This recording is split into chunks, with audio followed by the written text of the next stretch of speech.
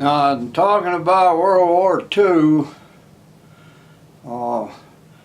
people were hard pressed to get hold of certain commodities during the duration of World War II. Tires was rationed, gas was rationed, certain food was rationed, meat, butter, shoes was rationed.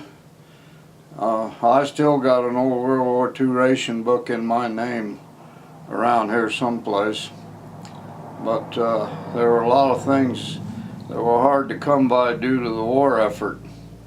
And another thing we experienced in World War II is they put that Naval Auxiliary Air Station in out there at Sealy, and they had the Chocolate Mountain bombing range out north of us there, and there was a continual flow of airplanes over Westmoreland back and forth between the bombing range and the Navy base over there, going out to the range for bombing practice and rocket practice and one thing and another. And so there was a lot of military aircraft passed overhead in Westmoreland in World War II. And also during the war years, they had an aircraft spotter program set up there in Westmoreland, and they built a little stand and put it in the corner of the City Hall property there. It had a direct line to an operator someplace, and that aircraft reporting program was manned around the clock, 24 hours a day. And there were several women in town that made arrangements for the shifts, who was going to serve and what time. And a lot of people in Westmoreland volunteered to serve there, and a lot of the youth. And I've got a certificate someplace around in my stuff here certifying that I was an official aircraft spotter in World War II. And also in the early days of the war, before they put the air station in, there was a group of cavalry stationed out there at Sealy. And a couple of different occasions we seen the mounted cavalry come through the streets of Westmoreland. Mounted soldiers and teams pulling their ambulance and their cannon and their cook wagons and what have you. That's kind of hard to believe that mounted cavalry actually passed through Westmoreland. But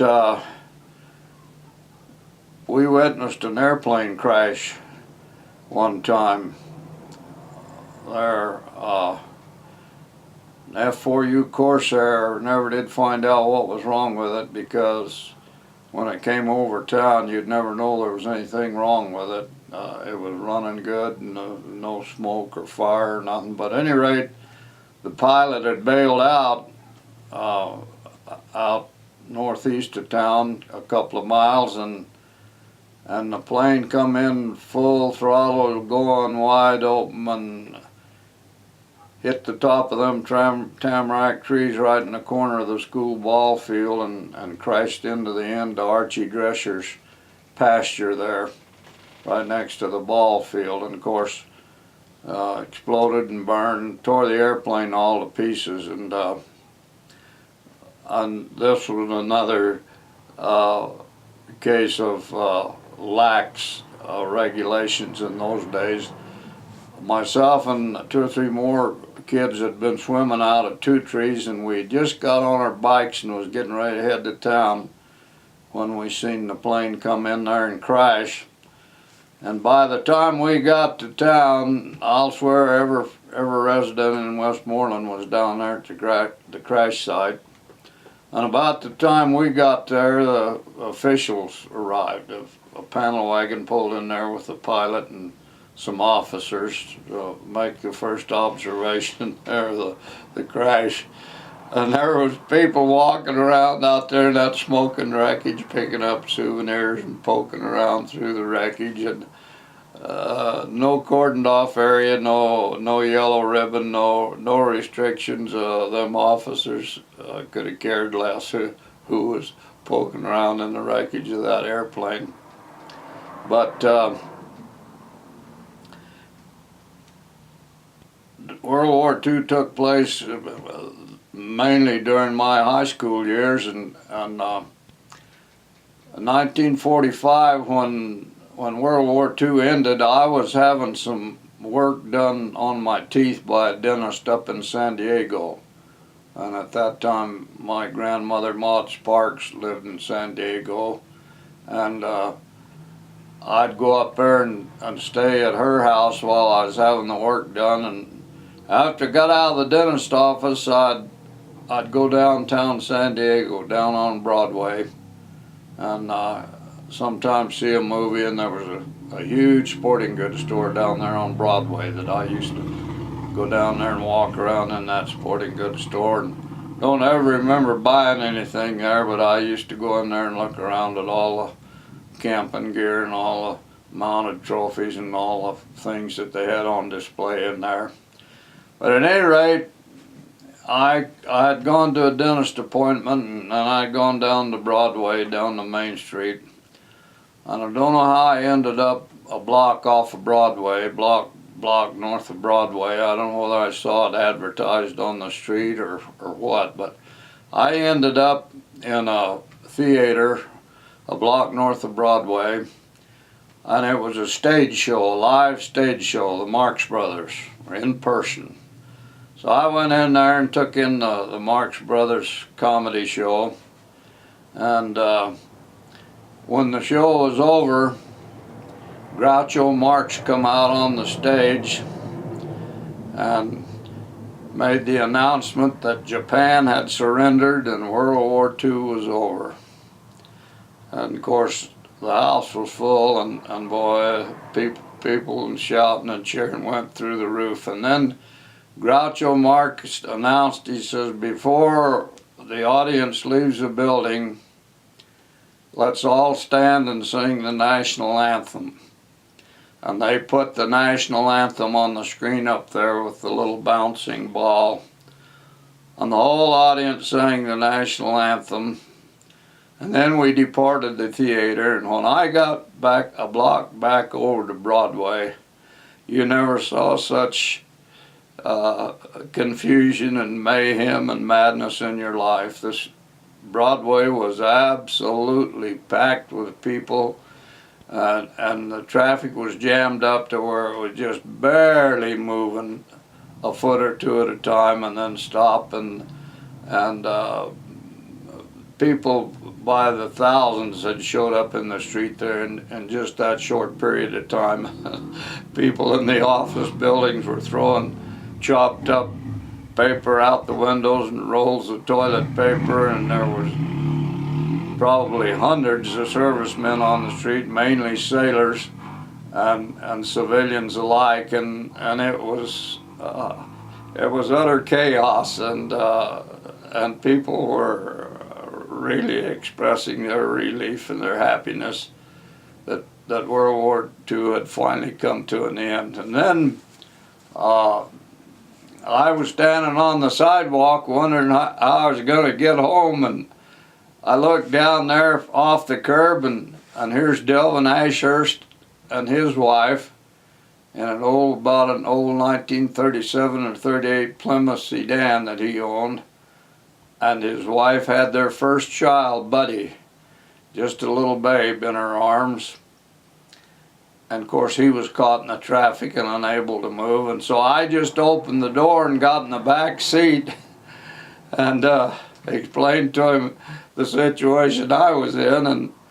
And as it turned out, it took a couple hours probably, but we finally got off of Broadway, and he finally got me back up to my grandmother's house there, and but that was indeed a sight to see when World War II ended.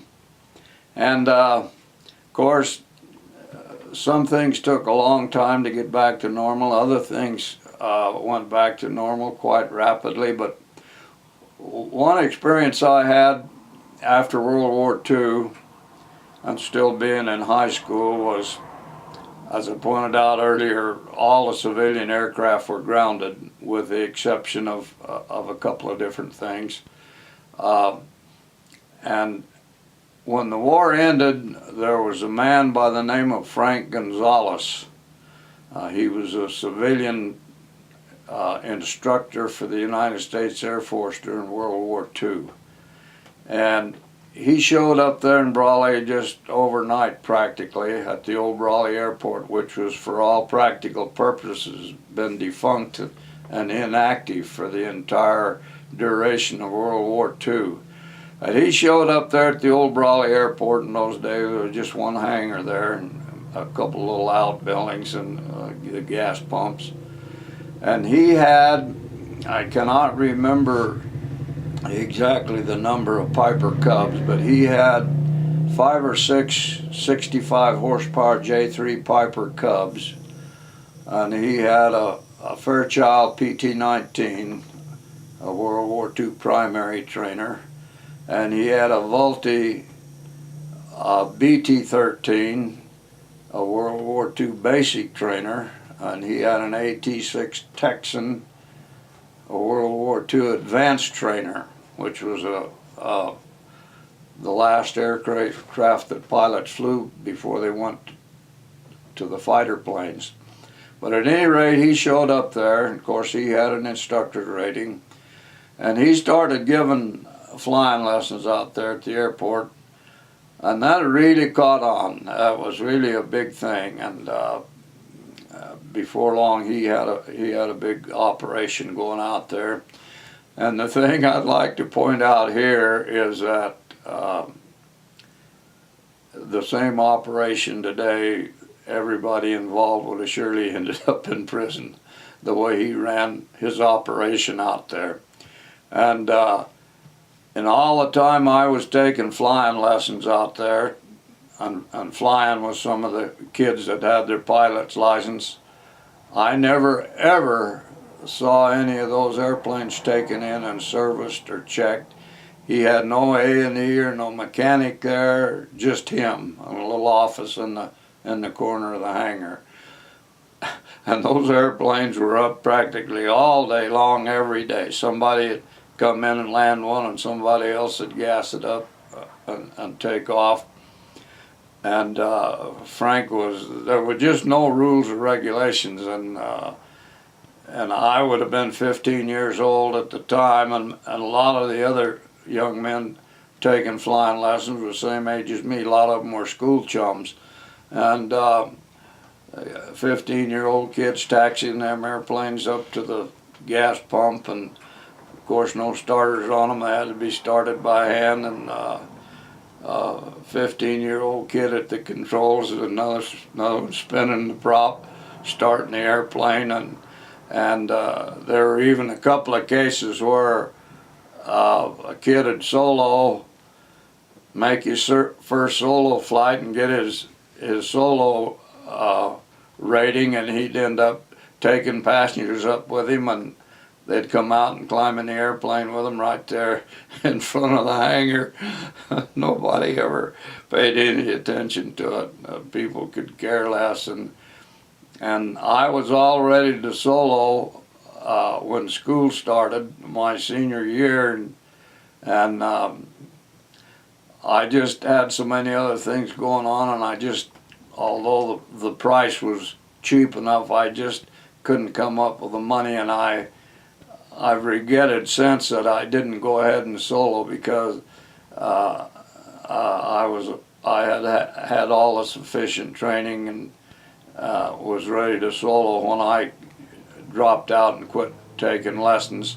But had an opportunity to spend a lot of time taking lessons and flying with other people in those old 65 horsepower J3 Cubs, and we used to have a lot of fun flying those planes around the countryside, and in all that time and in all that activity that went on out there, I never ever did know of any problems or anything bad happening. there were no accidents, there was no crashes, there was nobody got hurt. And in spite of the lax rules and regulations and the fact it was just a bunch of kids flying airplanes out there, it's a miracle that somebody didn't get hurt. But that was a fun time, and when it comes to airplanes, my mother and dad were married in an airplane over Chandler, Arizona in 1927, and down through the years, as it turned out, I and my family had an opportunity to do quite a bit of flying with people in smaller aircraft, and we ended up having several friends there in Westmoreland that owned airplanes. Our Japanese friend Matt Kobayashi owned 2 or 3 different airplanes, and we had an opportunity to fly with him some, and Frank Lyle owned an airplane at one time, and Harley Martin ended up buying that plane from Frank Lyle down the road, and Delvin Ashurst had an airplane, and Hud McClintock, and another individual there, I can't recall his name right now, Holden, Henry Holden had an airplane, and Jess Martin had an airplane, Jimmy Walker had an airplane. So there was quite a few people there in Westmoreland that owned airplanes, and Harley ended up buying that Cessna 170 from Frank Lyle, and Matt Kobayashi was a partner in that too. He bought that old airplane and he flew it for years, and we had an opportunity to do a lot of flying around the country, and a lot of it was in Mexico. And I had an opportunity to go to Mexico and do a lot of things, and also my family too had an opportunity, and Harley took all of my family to Mexico Bay, to San Luis, or to Los Angeles Bay in Baja California, fishing in that Cessna 170 of his, and I had an opportunity to fish at Los Angeles Bay and fish off of Ensenada, Mexico, and off of San Felipe, Mexico, and had an opportunity to fish the Fuerte Reservoir on the Fuerte River and Los Mochis, Mexico, in the state of Sonora, and had an opportunity to dig clams on the beach in the Pacific side down at Santa Maria Sky Ranch, and had an opportunity to hunt quail on the famous Melling Ranch in Baja California, and in fact I had the privilege of meeting all the Melling family with the exception of one son, and I was personally acquainted with Mr. and Mrs. Melling, of course, who have been gone for many years now, but they established that ranch down there, which became a famous place, mainly for quail hunting. And we used to fly down there, and they had a little rough strip on the side of the mountain where we landed. And of course they had cabins and rooms and dining room, and I even took a pack trip, went trout fishing on the Rio San Rafael in the San Pedro Martir Mountains out of the Melling Ranch, and had the opportunity to be in the old couple's home, and Ms. Melling gave me a bottle. At the time I was collecting bottles, and she gave me an old bottle that had come off of a ship there that landed on the coast down there when they first settled down there, and I don't know what would have been in the bottle, but it was really a beautiful bottle and very, very old, and ended up getting broke down the line. But at any rate, they were really an interesting couple, and Mrs. Melling sat down one evening there with us and related to us all the terrible things that she had doctored in their lifetime on that isolated ranch down there in the San Pedro Mountains, and the accidents and the burns and the scrapes and the injuries and the broken limbs and the sicknesses over the years that people that she'd move right into her own home and nurse them back to health. And she was really an interesting person to talk to. And she had come there in a team and wagon with her family when she was a little girl from the state of Texas, and her husband was an Englishman. He had landed on the coast of Baja California there when he was a young man, and they ended up meeting and marrying and raised their family on that famous Melling Ranch down there in Baja. And I or my family haven't been to Mexico for many years, and probably never go again. But another thing I was involved in at an early age, I had some friends there that were bird hunters and fishermen, and got me involved at an early age.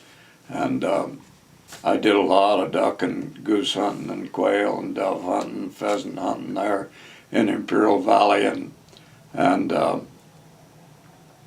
during the World War II years, the waterfowl hunting around Westmoreland there was really good, and there were literally tens of thousands of ducks there over a period of years that wintered in Imperial Valley, mainly in the north end. And it got so bad that they had to take some desperate measures to keep the ducks out of the crops, mainly the alfalfa and the lettuce fields. And those big flocks of sprigs swoop into a lettuce field. They could eat a whole field of lettuce in one night, and the widgeon, thousands of them in one flock, destroy an 80-acre alfalfa field in one night. And it became a real problem there for a period of time. And so I had an opportunity to do a lot of duck and goose shooting there when I was growing up. And down the road in later years, Harley and I put together a couple of gun clubs down there. We had the Tri-City Gun Club on a piece of ground we leased from Harris Garrett down next to the refuge there. And then one year we leased a piece of ground from Bob Reese and put in a goose hunting club, and really had some good bird shooting over the years. And of course I got interested in deer hunting when I was just a kid, and I was with my old scoutmaster Guy Mueller when I shot my first buck when I was 15 years old up on Barton's Flats in San Bernardino County. And down through the years I had an opportunity to hunt deer in California and Arizona and Utah. And of course in later years I was co-founder with Leon Lessig of Desert Wildlife Unlimited, and that originated because of when they concreted the Coachella Canal, they started drowning our desert deer in the canal out there. And so we put together a group, and we did a lot of work out in the Chocolate Mountains and in the gunnery range and out all through that country, putting in water supply sources, and we did it various ways. Several places we drilled wells and put windmills and drinkers on, and other places we built huge catch basins, and a couple places we buried 20,000-gallon fiberglass tanks, and rigged them up so that when a good cloudburst came, would fill those tanks up and go from the tank down into big 9,000-gallon walk-in drinkers. But Desert Wildlife Unlimited did a lot to save the deer out there, and that turned out to be quite an experience. And after we got those going, I had the responsibility of checking the windmills in what they call the Algodones riparian area. They made wilderness out of it. You couldn't drive in there, and we had 3 windmills in that closed area there. And I used to hike out to the sand dunes periodically and check those windmills to make sure they was working, make sure the drinkers were full.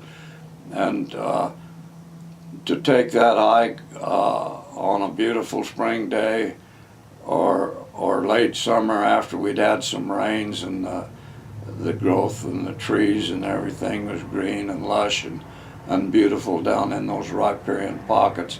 It was a beautiful place to hike. And I used to see deer, of course, on a regular basis, and coyotes, and on occasion bobcats and doves and quail and many rattlesnakes and various kinds of songbirds, and I used to make that hike all by myself on a regular basis, and it was an enjoyable thing to do. And the last time I was out there sticks in my mind. I hiked out there one time after we had moved up here to Utah, and there hadn't been any rain in there for several years, and it was really heartbreaking to see how that beautiful riparian area had resorted back to an old dry burn-up desert, and the Palo Verde trees were just about all dead, and the ironwood trees were just barely hanging on, and there was no grass or very little growth and vegetation. And if a person hiked out there today and checked that area, I have no idea what you might find out there today. But while I was in high school, the first summer I was in high school, I went to work on a baler. A bunch of us kids got our hands on an old baler and an old Farmall, and we were gonna get rich that summer baling barley straw, and that turned out to be a fluke, and didn't work out too good, and we couldn't keep a crew together, and just couldn't keep it going, and we'd bail for a couple of hours, and somebody decided we were hungry, and they'd send somebody to town for hamburgers, and by the time they got back, why, we figured it'd be quitting time, and we couldn't get much done. But I ended up my high school years during the summer extracting honey for Julian and Delvin Ashurst, who at the time were some of the biggest honey producers in Imperial Valley, and they were also some of the biggest innovators, and they were a jump ahead of a lot of the other bee men in the process that they used and the things that they came up with to harvest their honey.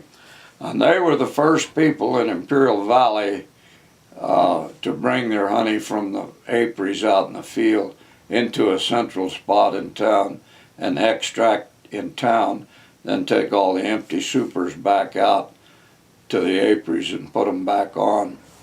And the first summer I worked for Ashurst there, I ran the extractor and Julian Ashurst did the uncapping.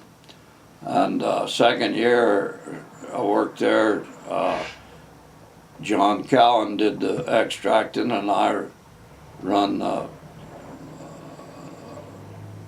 John did the uncapping, and I run the extractor. And the third year I did the uncapping, and John Stokely run the extractor. And that was a long, hard days. It was extremely hot in the extracting room, and I was working over a steam table with a steam knife, uncapping those honeycombs, and we worked a 12-hour shift, 6 in the morning till 6 in the evening, and that was 7 days a week. And when I first started out there, I can't remember what I ended up making, whether it was the same or not, but Julian Ashurst paid me 85 cents an hour for a 12-hour day. And of course, at the end of the week, and I got my paycheck, it seemed like a lot of money to me. And of course, if you couldn't take a few bee stings, you couldn't take that job, because I'd get stung 10, 12, 15 times a day sometimes, but always on the fingers and the hands. We seldom got stung any place except the hands from inadvertently picking up bees and handling the honeycombs. But that's where I worked during the summer. And then when I graduated from high school and the honey flow was over, and a couple of friends of mine, Leon Pellet and Lloyd Lawson, they had driven Caterpillar that summer. We decided we was going to see the country, and so we packed up and went up to Tehama County in Northern California, a little tiny place called Vina. And Leon's grandparents had an olive orchard, and they were older than quite old people, and they had a place there, and they had an old water tower. It had 3 stories, and it had a bottom floor and a middle floor, and it had an upper floor where they had the water tank at one time, and it was no longer in use, and we moved into the 2nd floor of that old water tower. And when we wasn't camped out hunting or fishing or trapping coyotes, we lived in that old water tower the entire time we spent up there. And Leon's granddad had an old Model T Ford, and a friend of his gave us a 2-speed Ruxel rear end. We put that 2-speed rear end under that old Model T. We drove that Model T all summer long, all over the country, and we clear over in Glenn County on Sheet Iron Mountain hunting black-tailed deer, and he's up in the foothills west of Vina hunting mule deer, and we trapped down in the river bottom of the Sacramento River and fished in the Sacramento River, and we picked prunes up there, and we picked cannery tomatoes. We picked olives for Leon's granddad, and we worked on one construction job while we were up there. But needless to say, those picking jobs, especially the prunes, we'd get to the orchard in the morning and we're going to stay here all day, and we're going to make enough money to we're going to get rich, and we'll have money to do whatever we want to do. And paid us 2 bits a log, and we had to maul the trees. Had a big piece of rubber wrapped around the end of a pick handle, and you beat the tree with that maul to knock all the prunes off you could, and then took a big long stick and reached up there and you knocked every single prune off the tree before you started picking them, and then pick them up and put them in a bucket and dump them in a lug box in 2 bits a box. We'd work a couple hours, make enough money to buy a loaf of bread and a can of Spam and a little gasoline. We'd jump in that old Model T and away we'd go. And that was the most carefree summer and the most carefree time of my life I ever spent. And we really had a good time up there. But Lloyd and I come back to Imperial Valley later in the fall, and Leon joined the Navy. And but at any rate, we had a good time up there, and talking about the work I done up there, I got a list here. I got to thinking of all the things that I've done in my lifetime to earn money, and I need to point out that I did several things that really wasn't a job. Only lasted one day or a part of a day. Just somebody come along and needed a hand to help do something. And other things that I did lasted for a period of time. And of course, when I went to work for the Southern Cal Gas Company years down the road, that job lasted 32 years. But when I was a little kid, I trapped gophers out on the Satire Ranch where we lived for 10 cents a tail. And I cleaned ditch when I was growing up, with a shovel and with a hoe. I burnt flax stubble. I herded cattle. I docked lambs. I irrigated peas and alfalfa. Stacked loose hay. Hauled bale hay. Threw rocks off the county road. Burned ditch. I rode a watermelon V. Turned watermelon vines. Picked olives. Picked cannery tomatoes. Picked cotton. When we were in Tehama County that summer, we helped a contractor build a salmon ladder on a creek called Dykus Creek. Well, we built a big series of ladders in there so the salmon could get up the creek in the fall. I dug lead on a target out in the desert. When I was growing up, I dug phosphate. I cut timber. I worked in a planing mill in Utah. Worked in a box factory, that was in Utah. I drove truck, all kinds. I drove tractor, wheel tractor, and a Caterpillar. I sold lemons. I sold Saturday Evening Post. I shined shoes. I worked for a fertilizer company. That job lasted several years, and I made some pretty good money for those days when I was working for the fertilizer company. When me and Byron Walker were just little kids, we guarded flaxseed. Go out to the flax field where they were harvesting flax. We had an old single-shot .22 rifle. We'd throw our blankets down in a big windrow of flax straw and sleep all night out there. And our job was supposedly, if anybody come to try and steal some flax, we was to run them off. And flax was going for, I think, something like $8 a bushel at the time during the war. It was really valuable. But had some robbers come along, I don't know what would have happened. I delivered ice. I worked on a survey crew. Worked in the bees. I baled hay on an old 4-man baler. I made irrigation spouts, painted buildings. I helped build 2 houses.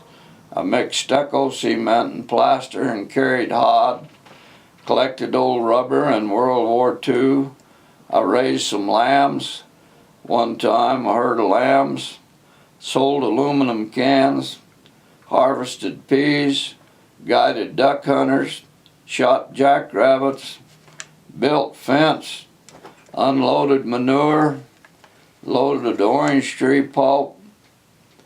Helped build a dam. Worked 2 summers on the Wanship Dam there in Wanship, Utah for Utah Construction. Worked on the railroad in Alaska and worked as a janitor one time. Me and Byron Walker used to make $1 a piece for sweeping the Legion Hall once a week. His grandpa would give us $1 a piece for sweeping the Legion Hall every week before the dance. And then, of course, my final job was Southern California Gas Company. I worked there 32 years, and I started as what they call a utility man. We called it a grunt. I started as a ditch digger, me and Byron Walker, for $1 and a quarter an hour. And Byron stayed 6 months and quit and went to farming.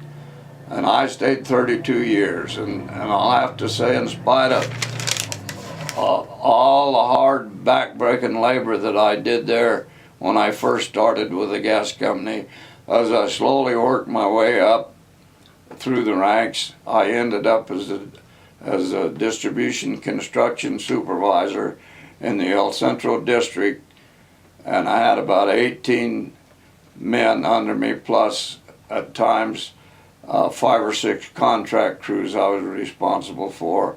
And by the time I retired there, I had really a good job. Paid good benefits, and my last few years at the gas company, I was my own boss, and when I went out in the morning, it was my decision which way I went first, and what I did and how I did it. And the gas company was really a good place to work, and I ended up making a lot of friends there, and ended up with a good retirement there. And there's one other thing I did. That I made a dollar or two at, and that was a rodeo. And winter 1948, I worked in the cattle for Strickland Kazee Cattle Company, and they had a couple of bunches of cows and calf operation going on there, and me and Wallace Swearingen pretty well run them bunches of cattle all winter, and that's where I kind of got my start as a cowboy. I had two horses in my string there. I had one called Splinter, a big old bay horse, and I had one called Good Eye, a little bay horse that had one eye they called a glass eye. One eye was a different color than the other eye, and he was really a good little cow pony. But had a couple of experiences there, and working with Wallace Swearingen. Of course, Wallace is a good friend of mine all our life, and I'll tell you one thing, for working with Wallace, you had to be awful careful, because he was impulsive and reckless, and you never knew what he was going to come up with. But we moved a bunch of cows and calves one time from a Ben Martin place, moved them out west on Lac Road several miles, and put them in a pasture out there. And there was one old cow sick, and she wouldn't move.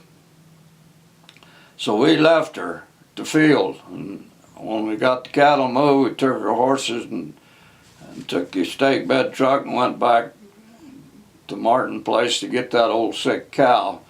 And when we got there, Wallace was poking around, looking around. He looked down in a well box there, and there was a little 3 or 4 day old calf had fallen down in that well box there.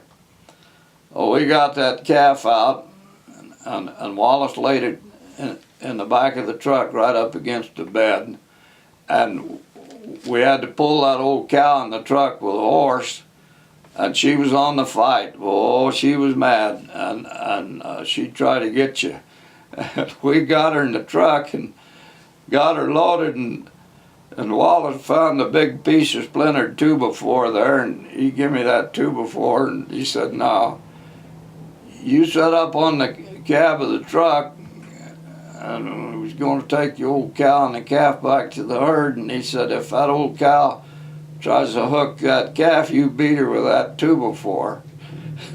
And of course, we left our horses at the field, and we started up the road and got almost back to the pasture where the cows was, and there was a tamarack tree growing alongside the road there, and it growed out over the road, and Wallace was flying down the road and run under that tree, and there was a limb about 1.5 inches in diameter out over the road there, hit me right in the back of the head. And I had one hand hooked in under the railing there, and I managed to hang on about half addle bit. It kind of knocked me goofy, and if it knocked me off in there with that old cow, no telling what she'd have done to me. But at any rate, another time we've been out doctoring cattle, and there was a couple of brothers with the name of Guy and Clarence Venable had a bunch of cattle there that winter, and we traded help a lot of times. Sometimes they'd help us, and sometimes we'd help them. And we'd been out doctoring, moving cattle or something one day, and there was at that particular time there was a professional bulldogger named Buddy Brown hanging around Westmoreland there and working in the cattle some. And in fact, he tried to get a bunch of cowboys together to go over to Cibola, Arizona, and he claimed there's wild cattle over there at Cibola. Anybody could catch them, could keep them. I found out years later, after I became acquainted with Lou Bishop and hunted deer over there and camped on his place, that in reality the cattle over there all belonged to the Lou Bishop outfit, and they had a grazing permit for that range for many years. But at any rate, old Buddy managed to catch a big bull over there, great big rangy Hereford bull, and he brought him over to Westmoreland, and they put him in a pasture with some cows there at Owen's place at the Strickland Ranch there, and we come in from work, and somebody decided that old bull ought to be dehorned. They give me and Wallace a hacksaw, and I believe Owen Strickland headed him, and Bud Kazee healed him, and they threw that old bull down, and they told me and Wallace and I to cut his horns off. Wallace cut the first horn off, and boy, the blood pumped and flew, and that old bull bawled and squalled, and I took the hacksaw and cut the second one off, and I don't know what Bud and Owen was thinking about, but we was out in the field quite a ways, and our horses was tied to the fence. We didn't have our horses out there, me and Wallace, and they let that old bull up, and he come after me, and I took off running, and he was just about to get me, and Guy Venable was riding a big old bay horse, and he come flying down right alongside of me and reached down and grabbed me under the arm and jerked me up alongside him there on the saddle, and he just literally saved me from that old bull. But along about that period of time, rodeo was big in Imperial Valley and that part of the country down there, and they had what they call jackpot rodeos, and people gathered arena on Sunday afternoon and compete in various rodeo events, and Bud Kazee and Owen Strickland built that rodeo grounds there in Westmoreland out on the north edge of town. It was really a beautiful place. It just was really fixed up nice, and had a little tower there for announcer stand, and had 5 or 6 bucking chutes and a roping chutes and catch pins, and had the whole shooting match there. And that's where I first started riding in the rodeo, and we'd ride anything I get in there, steers, bulls, and bucking horses when we could get them enough broncs together for a contest, and we didn't even have a rig and didn't know what a bull rope was. We rode them with about a 1-inch cotton rope with a loop tied in the end when we first started there. And any rate, they got to be begin to grow in popularity, and they begin to get a little better stock, bucking stock in there, and there got to be some cowboys from other parts of Imperial Valley come, and some of them was professionals that participated in professional rodeo, and so they had 2 contests. They'd have a contest for the amateurs, and then they'd have a second contest for the professionals, and anybody could get in the professional that wanted. And some of the guys I rode with wouldn't compete against the professionals, but I got in everything that I could get in, and I rode against the guys from out of town that were professionals, and we had a great time doing that. And I found some old clips that Harley Martin sent me someplace down the road there. These, I believe, would have been 1948. This one says January the 3rd. It says Darrell Burnett won first place in the bull riding, with Dick Walker and Wallace Swearingen tied for second. And this one says April 26th. It says the largest crowd this season saw the rodeo performance, with bareback bronc riding taking the spotlight. Darrell Burnett was the winner. And this one's November 22nd. It says winners in the steer riding were Darrell Burnett and Harley Martin in the first go-around, and O'Neil Mandrell in the second. In the bronc riding, Burnett was first and Neil Mandrell second. And this one is March 15th. First place in the bull riding event went to O'Neil Mandrell of Holtville. A close second in that event was Darrell Burnett of Westmoreland. And then I got one here. This was for the Imperial Valley Junior Steer Riding Championship. And this was at the fairgrounds in Imperial. And I got the program here, and Harley filled it all out for me, and I took first place in that.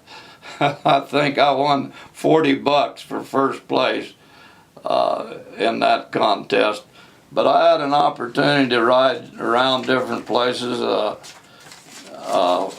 up at a Jackpot Rodeo in Acumba. I rode over Gordon's Wells over in the Sand Dunes. I rode in Oakley, Utah. I rode over at Blythe. I rode at the fairgrounds in Imperial. I rode at Westmoreland, of course. I rode over to the airport arena in Imperial and had a chance to ride rodeo around the country. And then, of course, in later years, Matt ended up being a professional bull rider, and Matt got really good on those big bulls, and Matt had an opportunity to really get on a lot of bulls and some bareback horses, and so we did have an opportunity to do that. And there's a lot of other things I was involved with that didn't amount to too much. It seemed like a lot of fun at the time, but things were definitely different in that day and age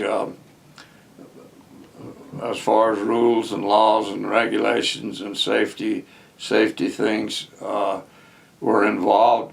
When I first went to work for the gas company in 1957, and we went on a gas leak, we get right in the bell hole, the blowing gas leak, with no protection, no oxygen, no nothing, and we put ourselves in a position where if perchance the escaping a gas had become ignited, we could have easily been burned to death. And down the road, as time went on, they finally came up with a NOMAC suit, and with the air supply, and with all the safety gear, and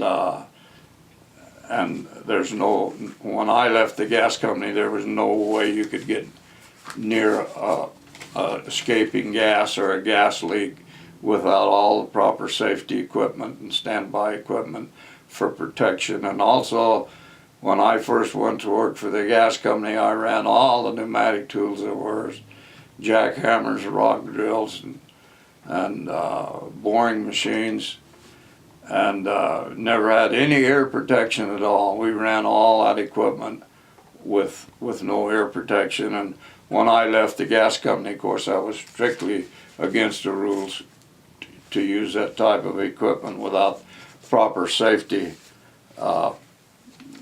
equipment. And back in those days, through the 1940s, around Westmoreland there, kids ride all over town standing up in the back of a pickup looking over the cab. Cops never looked twice, and kids ride in the back of a pickup with the tailgate down, their legs hanging out, over the back of the truck, and nobody ever gave it a thought. And of course, I suppose there was injuries and accidents from that kind of unsafe conduct, but it was a different world and a different life, and over the years, naturally, things have changed, and I'd say some for the better and some for the worse, whatever the case may be.